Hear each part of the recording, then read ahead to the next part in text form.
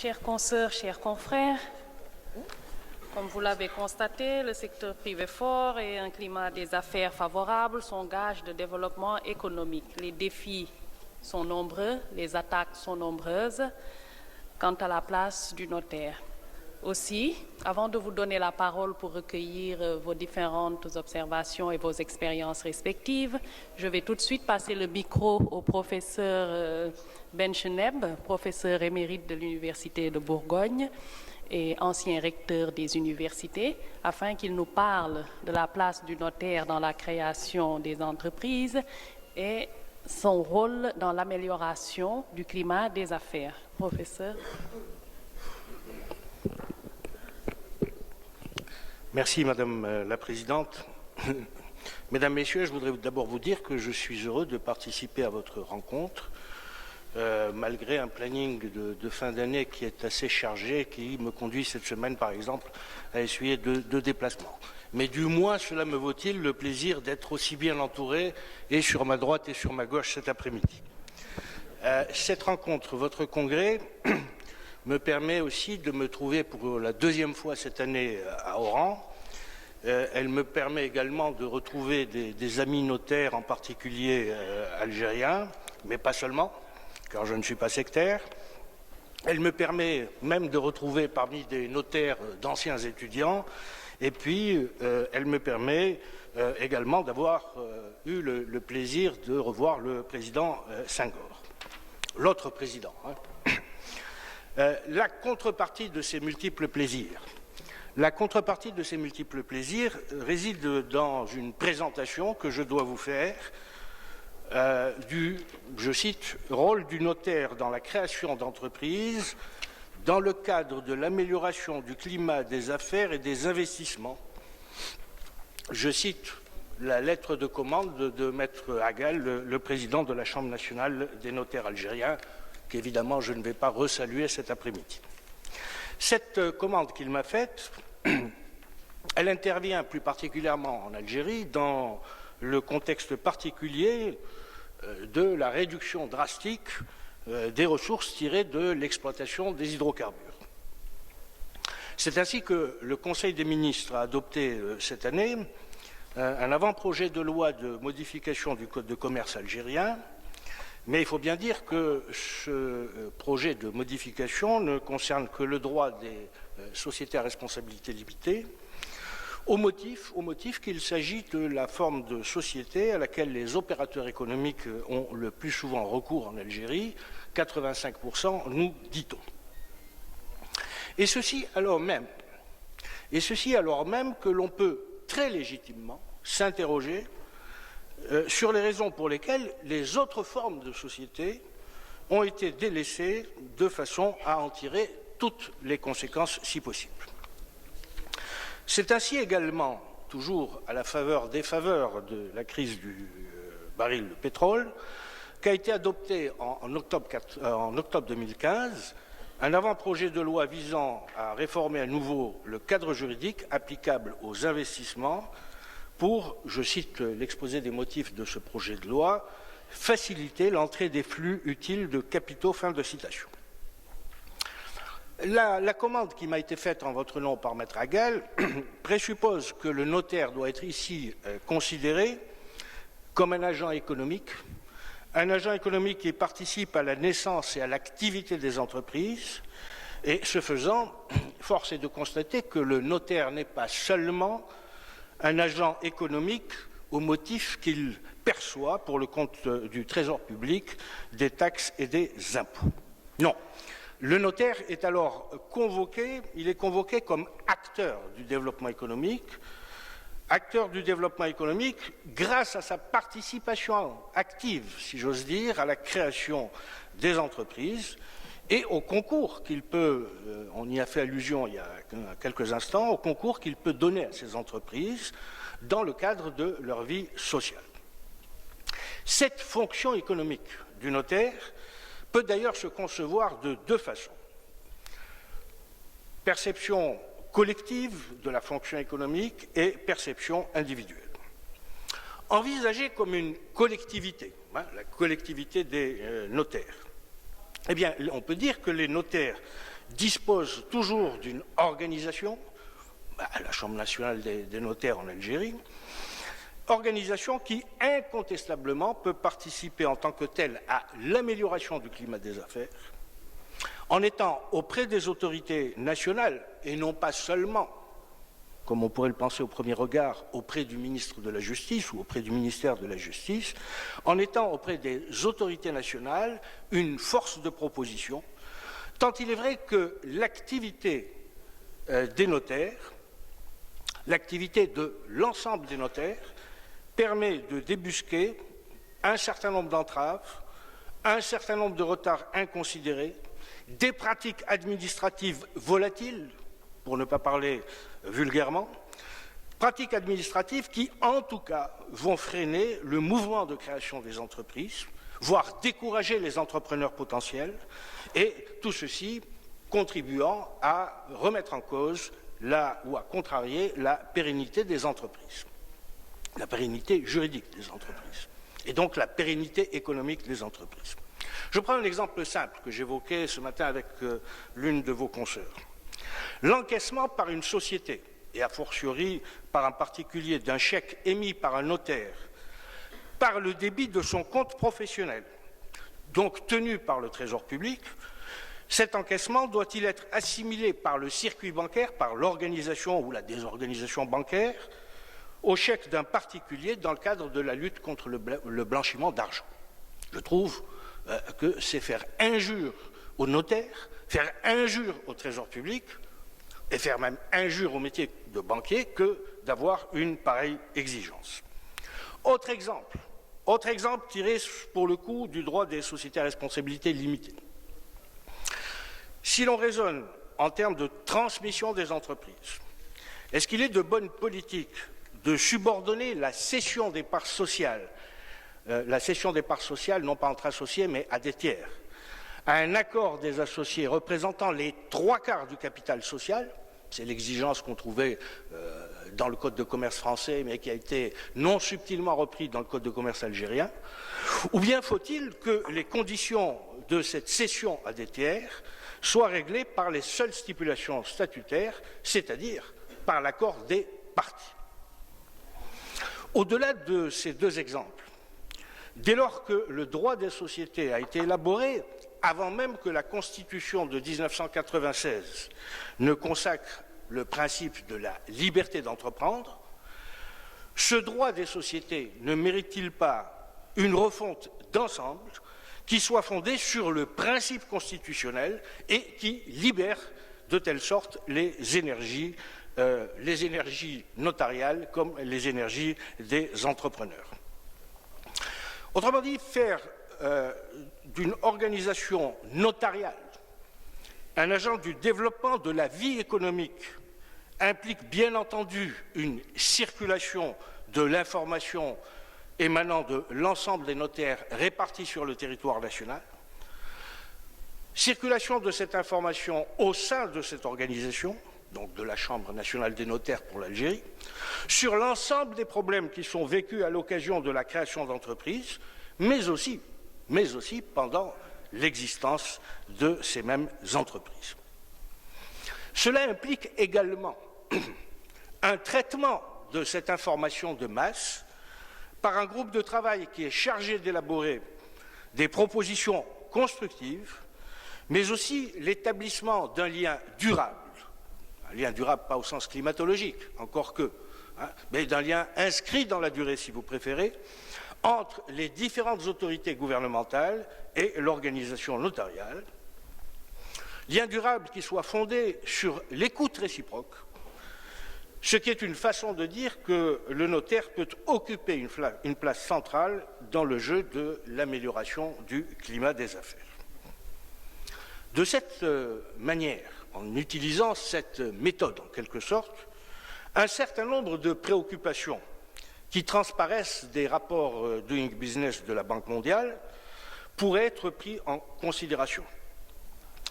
Ils pourraient être pris en considération, encore que ces rapports soient quelque peu réducteurs et qu'ils exigent, comme on peut le constater aisément, qu'ils exigent d'aller beaucoup plus loin que ce que veulent prétendre les rapports de Doing Business. Ces rapports, en effet, sont des rapports réducteurs, il faut le dire. Ils sont réducteurs parce que, dans le monde des affaires, il ne faut pas s'attacher au seul indice qualifié par les experts de cette institution de création d'entreprise, et parce que ce même indice est envisagé sous le seul angle quantitatif, l'angle de la rapidité des procédures de constitution d'une SARL, tant il est vrai que lorsqu'on va vite, on peut se mélanger les pinceaux et se retrouver avec une mésintelligence des associés. Si on met de côté les entreprises individuelles, le notaire, pardon d'imaginer ce qu'il est, puisque je ne suis pas notaire, mais que j'ai l'audace de m'adresser avec beaucoup d'indulgence cet après-midi devant des notaires, le notaire est inévitable. J'ai peut-être plus de crédit, puisque je ne suis pas de notaire, à dire que le notaire est inévitable. Je crois bien que le notaire est inévitable, et même, au moins pour le droit algérien, mais il y a d'autres cas de figure législatifs, il est indispensable. Il est indispensable puisque c'est le législateur lui-même qui lui a confié un monopole pour la constitution des sociétés commerciales et au titre des modifications qui sont susceptibles d'affecter le pacte social, y compris celle du changement de forme de société et même des fusions. Ce monopole conféré au notaire, ce monopole qui a constitué, en tout cas en Algérie, une rupture par rapport au droit français, ne doit pas être vu comme un privilège conféré au notaire. Il est davantage qu'un privilège, il est plutôt l'expression de la volonté législative d'assurer par le canal notarial une sécurité juridique aux opérateurs économiques lorsqu'ils envisagent d'exercer leur activité économique en adoptant les formes sociétaires. Si l'on doutait de cela, une seconde, eh bien il suffirait de lire, et donc pour vous de relire, l'article 12 de la loi du 20 février 2006 relative à l'organisation de la profession du notaire, et je prends le pari qu'on trouve des équivalents dans d'autres législations, systèmes législatifs africains ou autres. D'après cet article 12, je vous le cite, le notaire doit s'assurer de la validité des actes notariés et donner conseil aux parties de manière à mettre les conventions de ces dernières en harmonie avec les lois qui doivent les régir et en assurer l'exécution. Et le même article 12 poursuit, le notaire instruit également les parties de l'étendue de leurs obligations et de leurs droits respectifs.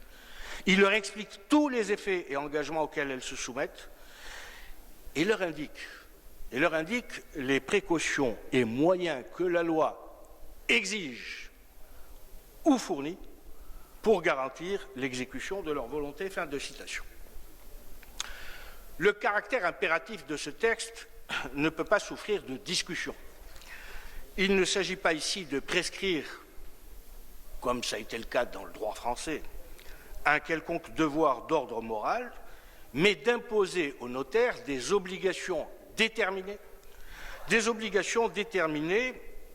qui sont des obligations légales, si bien qu'elles peuvent mettre en jeu la responsabilité civile du notaire.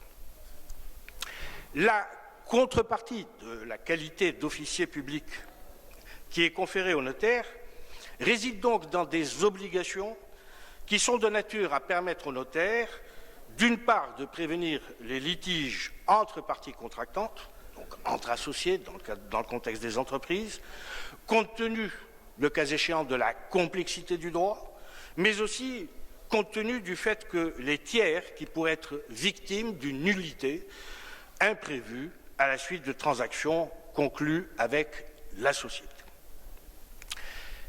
La généralité d'une disposition telle que l'article 12 de la loi algérienne de 2006 rend applicable ce texte, bien entendu, lorsque le notaire s'active à l'occasion de la création d'une entreprise, tellement ce texte est général, ou intervient dans le cadre de sa vie sociale, par exemple à l'occasion d'une augmentation de capital. Et ce même article 12 Ce même article 12 montre que le rôle du notaire est de constituer, en tout état de cause, le garant de la sécurité juridique. Mais cette même disposition montre que le notaire est également tenu d'une obligation de conseil aux parties, ce qui évidemment passe par la nécessaire information des mêmes parties contractantes, des mêmes associés ou des mêmes actionnaires, selon le cas de figure sociétaire. Dans l'intervention que j'ai l'audace de vous faire, dans cette intervention, je crois qu'il n'est pas nécessaire, enfin je suis persuadé même qu'il n'est pas nécessaire devant vous, d'insister sur l'obligation qu'a le notaire de s'assurer de la validité des actes qu'il authentifie. Cette obligation se comprend aisément, puisque le notaire est un professionnel du droit et, allons plus loin, plus qu'un professionnel du droit, un professionnel des actes juridiques. Par conséquent, en particulier en matière de société, le notaire doit traquer systématiquement le risque de nullité du pacte statutaire, mais aussi des décisions qui sont prises par la collectivité des associés ou des actionnaires, donc des décisions qui sont prises par les organes sociaux, et ceci alors même, vous le savez, que le droit des sociétés, contrairement au droit commun, a tendance à restreindre les causes de nullité et qu'il a même tendance à prévoir de manière assez libérale la possibilité de régulariser les causes de nullité par voie de justice. Mais le rôle du notaire, c'est évidemment d'être juge de paix. Le rôle du notaire, c'est d'éviter autant que faire se peut le recours aux tribunaux. Et on ne saurait trouver de justification au fait que la fonction d'authentification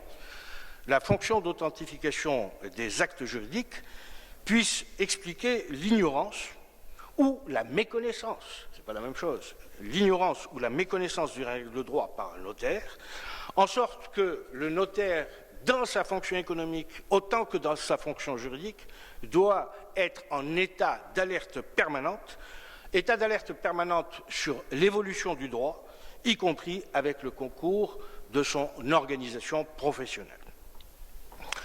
Dès lors, plus qu'un simple authentificateur d'actes, la loi considère le notaire comme un juriste présumé compétent, à raison de sa formation initiale, à raison des obligations de formation continue qui pèsent de plus en plus sur les notaires, à raison de ses titres, ce qui l'oblige évidemment à prévenir toute irrégularité de l'acte pour lequel il instrumente. C'est ainsi, pour prendre une illustration, qu'un notaire ne saurait dresser des statuts faisant état d'apport en nature sans vérifier que l'apporteur en nature est au bénéfice des droits de propriété sur les biens destinés à entrer dans le capital social.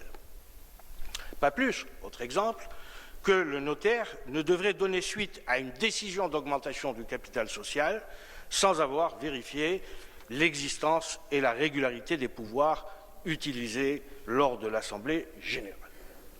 En revanche, l'obligation de conseil du notaire mérite certainement plus d'attention dans la mesure où elle peut être plus délicate à appréhender, et ceci même si l'on admet par facilité de langage que conseiller revient tout simplement à éclairer autant que les lumières qui m'aveuglent cet après-midi.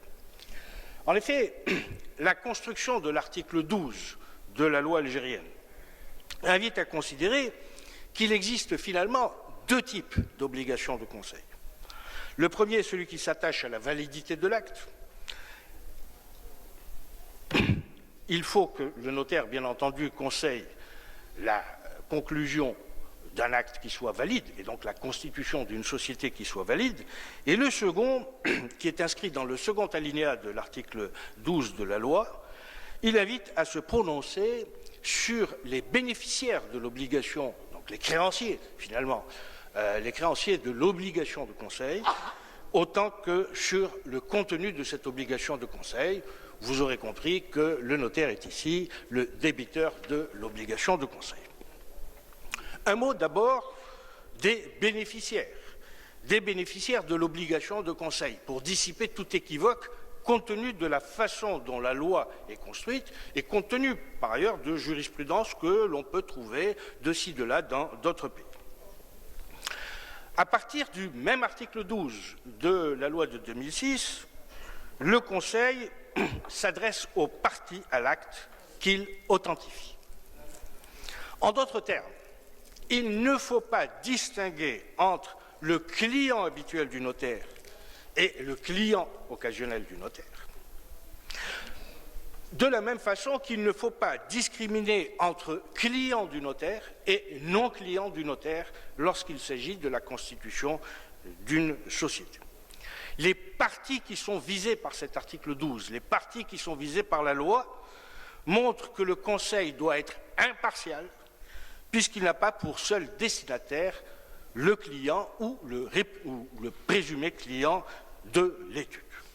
J'ajoute, mais vous le savez mieux que moi par la pratique, qu'il serait difficile de dire, lors de la constitution d'une société, si le client est tel ou tel fondateur de la société ou la société elle-même, lorsqu'on sait que l'ensemble des frais de constitution passent comptablement dans les écritures de la société constituée.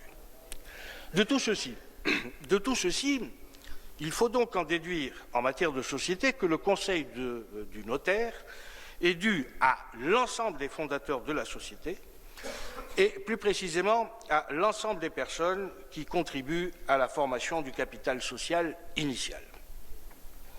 Dès lors qu'un notaire prête son concours à la formation d'une société, il n'est pas dans une situation de notaire qui donne une consultation à un client, hypothèse par ailleurs visée par l'article 13 de la loi algérienne.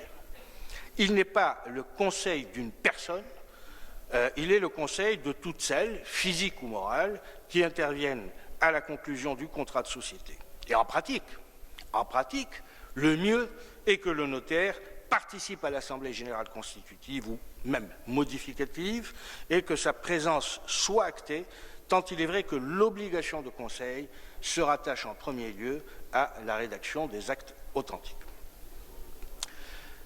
Dans la mesure où cette obligation de conseil repose sur un fondement légal, le notaire ne peut pas réduire sa fonction, son intervention à sa mission d'authentification de l'acte pour échapper à sa responsabilité et, par exemple, s'abriter derrière le fait que le contrat de société a fait l'objet d'une négociation directe entre les fondateurs de la société, ou bien que ces dernières ont fait intervenir d'autres conseillers, comme j'ai vu tout à l'heure que vous aviez une dent contre les avocats. Il ne peut pas exciper de l'intervention d'avocats conseils pour réduire, voire neutraliser ou annihiler sa responsabilité. De la même façon, la circonstance qu'un expert comptable ou un autre notaire intervenant aux côtés du notaire qui instrumente et donner des conseils n'est pas de nature à réduire et a fortiori à annihiler la responsabilité du notaire qui instrumente. Autrement dit, l'obligation de conseil qui pèse sur le notaire ne peut pas être relativisée. Il faut prendre cela comme une revendication émanant de la responsabilité du notaire. Autre façon de dire des choses, l'intervention de tiers à la constitution d'une société n'est pas de nature à réduire, à procéder d'une soustraction dans le cadre de la mise en œuvre de l'obligation de conseil. Les différents intervenants cumulent leur expertise dans l'intérêt de la société, mais ne remettent pas en cause la responsabilité pleine du notaire. Ce caractère absolu, finalement, de l'obligation de conseil s'explique tout simplement par la nature légale de l'obligation, autant que par le fait que le notaire est investi d'une mission d'autorité publique, ce qui, évidemment, va différencier sa responsabilité de celle d'autres professionnels de droit, à commencer par la responsabilité qui peut peser sur les avocats. J'en viens alors au contenu même de l'obligation de conseil, pour vous dire que cette obligation de conseil a une consistance, a un contenu qu'il faut tenter de cerner à partir du seul deuxième alinéa de la loi relative à l'organisation de la profession notariale. Alors, bien entendu, et j'ai pris la liberté de vérifier aussi bien le texte dans sa version française que dans sa version arabe. La rédaction de ce deuxième alinéa de l'article 12 n'est pas d'une clarté remarquable, je vous le concède volontiers, car personnellement, je ne vois pas de différence entre le fait d'avoir à instruire les parties sur l'étendue de leurs droits et de leurs obligations et celui d'avoir à expliquer à ces mêmes parties, je cite, les effets des engagements pris. Trop, c'est trop. Cette observation rédactionnelle étant faite, il m'apparaît que le conseil du notaire passe par une obligation d'explication des engagements souscrits, mais aussi par une indication des précautions qu'il faut prendre en perspective de l'exécution des engagements souscrits dans le pacte social. Quelques mots d'abord sur l'information relative aux engagements souscrits. Les conseils que le notaire doit prodiguer, les conseils dont il est ici question, sont constitués aussi bien d'informations sur les obligations et droits qui résultent de l'acte statutaire, par exemple les obligations relatives à la libération des actions, les obligations relatives à l'exercice des droits de vote, etc., qu'un certain nombre de suggestions sur des précautions à prendre pour permettre l'exécution des engagements inscrits dans le pacte social. Ce qui, en matière de société, revient tout simplement, mais encore faut-il le percevoir, à prévenir autant que faire se peut une dissolution et donc une liquidation anticipée de la société, de l'entreprise. À bien comprendre cette même disposition sur laquelle je m'échine depuis un instant et à l'adapter à la vie des sociétés, parce que le texte a un caractère extrêmement général, il s'avère que la contribution du notaire à l'amélioration du climat des affaires ne se limite pas à la viabilité juridique de l'entreprise, de la société, mais il concerne également ce que j'appellerais, faute de mieux, sa viabilité fonctionnelle. Ce qui veut dire que ce qui relève de l'information dont le notaire est débiteur n'est pas une abstraction, c'est quelque chose de concret à défaut d'être précis. L'information sur les droits et les obligations du notaire a, à l'évidence, une fonction préventive. C'est là que l'on retrouve le notaire juge de paix. Il s'agit, vous y avez fait allusion tout à l'heure, il s'agit d'éviter une mésintelligence entre associés par une clarification dès le départ des droits et des obligations qui pèsent sur les actionnaires ou sur les associés, mais aussi par une clarification sur les compétences de chacun des organes de la société, Assemblée générale, Conseil d'administration ou Conseil de gestion et évidemment Direction générale. J'ajoute que cette fonction préventive du notaire, elle est d'autant mieux exercée qu'il aura l'occasion d'informer les intéressés des conséquences possibles, pas certaines, mais possibles, du non-respect des engagements que les associés ou les actionnaires auront souscrits. En d'autres termes, le notaire ne se limite pas à dresser des statuts, il ne se limite pas à suivre les évolutions législatives dans ces différents aspects, il a une obligation de s'informer. Pour que je puisse vous informer, encore faut-il que je m'informe moi-même. Et donc il a une obligation de s'informer sur le réel des entreprises, en particulier sur les causes non économiques de dissolution anticipée des entreprises, voire des causes non économiques de mise en faillite, de façon à pouvoir éclairer utilement les parties, ce qui, évidemment, en Algérie, mais pas seulement en Algérie, pose des problèmes lorsqu'on n'a pas un accès systématique à la jurisprudence. Et indépendamment de cette thématique des informations que le notaire doit au titre des obligations ou de l'obligation de conseil, il y a également à tenir compte des conseils préventifs que le notaire doit aux fondateurs, voire ensuite aux actionnaires associés de la société. En effet, sauf à ignorer l'article 12 de cette loi, le notaire, je recite le texte, indique les précautions et moyens que la loi exige ou fournit pour garantir l'exécution de leur volonté. Pour garantir l'exécution de leur volonté, fin de citation. Cette obligation paraît évidemment redoutable. Elle est redoutable parce qu'elle donne à elle seule les finalités de l'obligation de conseil du notaire. Il s'agit en effet, rien de plus, rien de moins, que de garantir. Garantir. Il faut peser le poids de ce mot, qui n'a rien à voir avec le choc des photos, mais qui est extrêmement important. Garantir l'exécution des obligations des parties au pacte statutaire.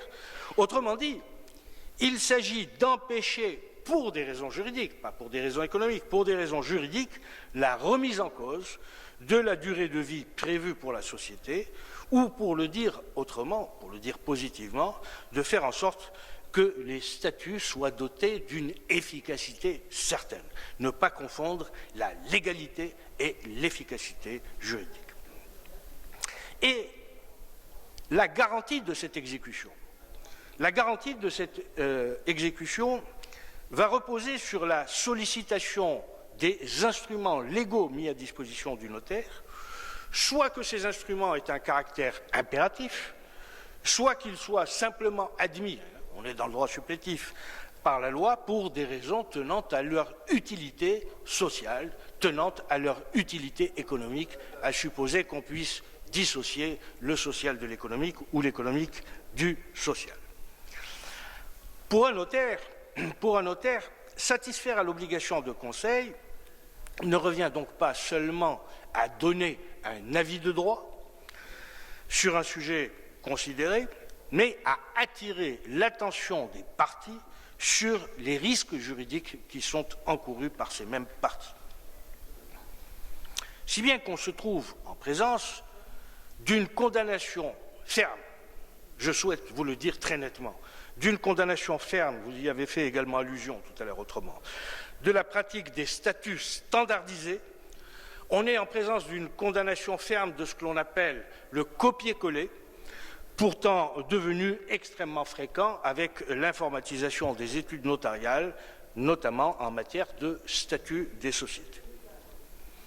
Au-delà de ce constat, donc une condamnation ferme par la loi, par l'article 12 de la loi de 2006, des statuts types, du copier-coller, etc. Au-delà de ce constat, garantir l'exécution de la volonté des parties. Ce n'est pas garantir l'exécution de la machine informatique. Garantir l'exécution des volontés dépasse l'obligation de faire en sorte que les actes authentiques soient exclusivement valables. Il s'agit donc, encore une fois, de prodiguer des conseils destinés à assurer aux actes une efficacité maximale, à charge pour les parties de les retenir ou de les exclure. Et la pertinence, le bien fondé, si vous préférez, de ces conseils implique alors que le notaire ait une connaissance précise de l'intention des parties au projet de société. Il faut qu'il ausculte l'intention des parties, comme le diraient les médecins. C'est en effet cette connaissance de l'intention des parties qui va permettre de déterminer la forme de la société la plus appropriée. Ce n'est pas une discussion de bistrot qui va dire s'il faut une société anonyme, une société par action, ou une société en commandite. Bien. C'est cette investigation autour de l'intention des parties qui va permettre de calibrer le capital initial. C'est elle-même qui va permettre de préciser l'objet social. C'est elle qui va permettre d'envisager l'ouverture de la société ou la fermeture, la clôture de la société à des tiers. C'est cette même intention des parties qui va permettre d'envisager les conditions de retrait pertinentes d'un associé, de discriminer entre les décisions à prendre à la majorité simple et ceux à prendre à la majorité qualifiée, etc., etc. Comprenez par là, mais vous avez compris, que sous réserve des dispositions impératives inscrites dans le Code de commerce pour l'essentiel, la rédaction des statuts dépend fondamentalement de la volonté des parties et non pas de statuts prérédigés. Autrement dit, l'existence de statuts types ne saurait être de nature à contrarier la volonté des parties et donc ne saurait être autre chose qu'un instrument de travail, à peine de nier ce qu'est l'obligation de conseil du notaire ou, pire encore, un jour d'exposer le notaire à mise en jeu de sa responsabilité pour défaillance dans l'obligation de conseil, en particulier pour non-assistance à personne en danger, résultant de ce que vous n'avez pas tenu compte de la volonté des associés fondateurs. Vous voyez, dès qu'on utilise un concept pénal, ça vous fait sourire, maître. Hein.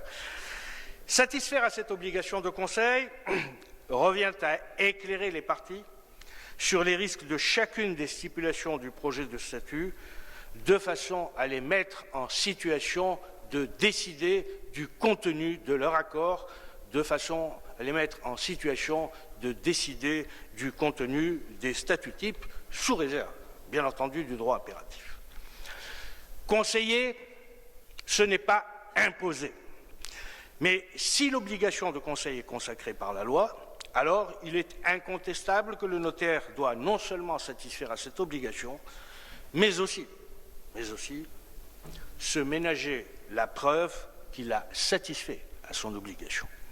Et qu'on ne vienne pas dire qu'en mettant à la charge du notaire une obligation de conseil, on inverse la charge de la preuve en imposant aux associés, ou en tout cas à l'associé qui conteste la bonne exécution de l'obligation de conseil, une inversion de la charge de la preuve. Non. Il suffirait de redire, par exemple, l'article 323 du Code civil, algérien, mais il y a des équivalents dans tous les codes civils, sauf que ce n'est pas le 323, pour se rendre compte qu'il y a toujours une disposition qui précise que le débiteur est déchargé de son obligation lorsqu'il rapporte la preuve de son exécution. Autrement dit, s'il est vrai que le notaire est débiteur de l'obligation de conseil, alors il lui appartient, à argument pris par exemple de l'article 323 du Code civil algérien, il lui appartient de rapporter la preuve qu'il a satisfait à son obligation. Par exemple, si un notaire intervient dans le cadre d'une cession de parts sociales et que le paiement intégral des parts n'intervient pas au jour de l'acte, il est évident que le notaire devra conseiller, pas imposer encore une fois, mais il devra conseiller la mise en place de sûreté, la mise en place de garanties adéquates pour éviter de voir sa responsabilité engagée. La loi lui impose ce conseil de prudence, mais elle ne le rend pas responsable du défaut de paiement du prix de la cession si son conseil, évidemment, n'a pas été suivi d'effet. Mais en tout cas, le notaire devra se ménager la preuve qu'il a suggéré fortement, donc il a conseillé la mise en place, je ne sais pas moi, d'une hypothèque, d'un cautionnement, etc., etc. La question alors se pose de savoir quelle est la limite de l'obligation de conseil aux fins d'efficacité des engagements souscrits. Ce qui est évident, c'est que les obligations de conseil qui pèsent sur le notaire ne peuvent pas aller au-delà de sa compétence professionnelle. Et pour nuancer un petit peu un propos de tout à l'heure, je dirais qu'il faut se méfier de trop charger la barque et donc d'aller au-delà de compétences professionnelles qui ne résultent pas de la formation de base donnée par l'université et des formations professionnelles issues des écoles professionnelles. Et donc, sauf révolution dans les programmes de formation, je crois qu'il faut éviter de faire en sorte que le notaire devienne un spécialiste de la lecture des bilans de société. Ce n'est pas son rôle. Je crois qu'il faut, autant que faire se peut, que le notaire ait l'humilité de reconnaître ses sphères d'incompétence et commencer à travailler en réseau. Moi, je vous le dis très clairement, je suis contre l'hostilité manifeste qui peut exister entre les notaires et les avocats. Je crois qu'ils ont des intérêts bien compris, ils ont des intérêts convergents. Alors évidemment, encore faut-il savoir à quel avocat s'adresser. Car je crois savoir qu'il y a des avocats qui se prétendent spécialistes, mais qui ne le sont pas. Alors, évidemment, des précautions peuvent être prises, et je crois que c'est l'évolution du monde qui le montre. Je crois qu'en Afrique, il faudra bien que les notaires apprennent petit à petit, progressivement, peut-être avec des maladresses, mais de manière toujours pertinente, à travailler en réseau et à travailler dans l'interdisciplinarité en marquant très nettement les frontières entre ce qui est de l'ordre de leur compétences professionnelles et ce qui est de l'ordre de leur incompétence professionnelle. Par exemple, lorsque dans le cadre de la constitution d'une société par action, il est convenu que les apports en numéraire ne sont pas intégralement libérés à la Constitution et que, comme le permet le Code de commerce, la libération interviendra seulement dans la 5e année qui suit l'immatriculation de la société au registre du commerce, il est certain que l'obligation de conseil du notaire ne doit pas le conduire à procéder à une enquête pour savoir si les actionnaires auront, dans 4 ans ou dans 5 ans, la solvabilité nécessaire à cette échéance pour faire face à leurs engagements. Les notaires ne sont pas des détectives, les notaires ne sont pas des flics. J'ai beaucoup de respect pour les services de police, mais les notaires ont autre chose à faire que de procéder à des enquêtes. Mais, autre versant de la médaille, il n'est pas moins certain que le notaire doit mettre en garde les fondateurs, avec un procédé de libération à 4 ou 5 ans, sur un risque d'endettement rapide de la société ou même de difficultés tenant à un financement externe, un financement par sollicitation du crédit bancaire auquel la société s'expose, surtout quand on sait dans quelles conditions le crédit est octroyé. J'en arrive, mesdames et messieurs, à quelques propos conclusifs. Pour vous dire d'abord que le rôle économique du notaire se concrétise sans aucun doute par son intervention pour sécuriser les actes juridiques, en particulier les actes sociaux, mais aussi par cette obligation de conseil sur laquelle vous me pardonnerez de m'être étendu, qui est mise à sa charge par la loi et que j'ai essayé d'explorer devant vous, alors même que la jurisprudence est inaccessible ou même inexistante. Cette obligation juridique, cette obligation de conseil, renouvelle en même temps, c'est cela qu'il faut bien comprendre, l'image que l'on se fait traditionnellement du notaire. Et je dois vous dire que le commun des mortels, ce qui expliquait un petit peu vos propos de tout à l'heure, y compris parmi chefs d'entreprise, ont une vision complètement archaïque du notaire. Continue à avoir une vision du notaire qui est une vision, j'allais dire, mais enfin comme on n'est pas en France, je ne vais pas le dire, Troisième République ou Deuxième République monarchique, alors que le notaire s'active, le notaire s'informe, le notaire se forme, le notaire est informatisé, le notaire est outillé, le notaire dispose d'une organisation qui est à même de lui rendre des services. Donc l'image de marque du notaire se renouvelle à partir du moment où l'on a une conscience concrète, complète, de cette obligation de conseil. L'obligation de conseil, comment ne pas le dire devant vous, participe alors, me semble-t-il, de la noblesse de votre profession.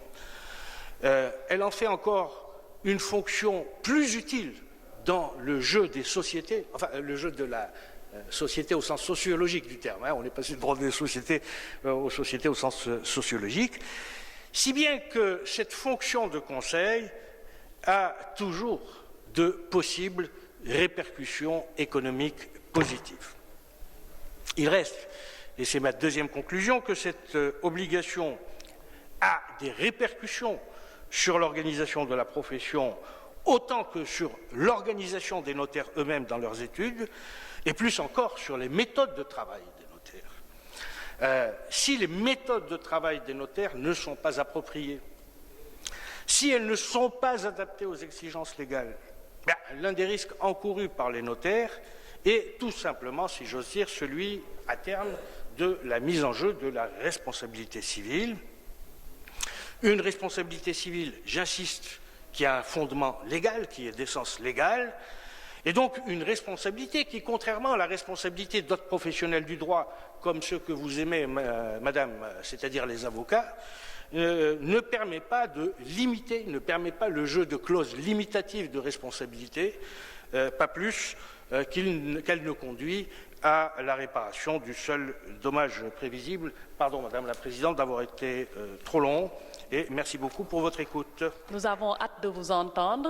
Le rapport du professeur nous a permis d'avoir une vision du notariat algérien. Donc, avant de passer la parole à Maître Touré, qui va ouvrir la seconde commission sur le secteur public, je vais donner la parole à la salle.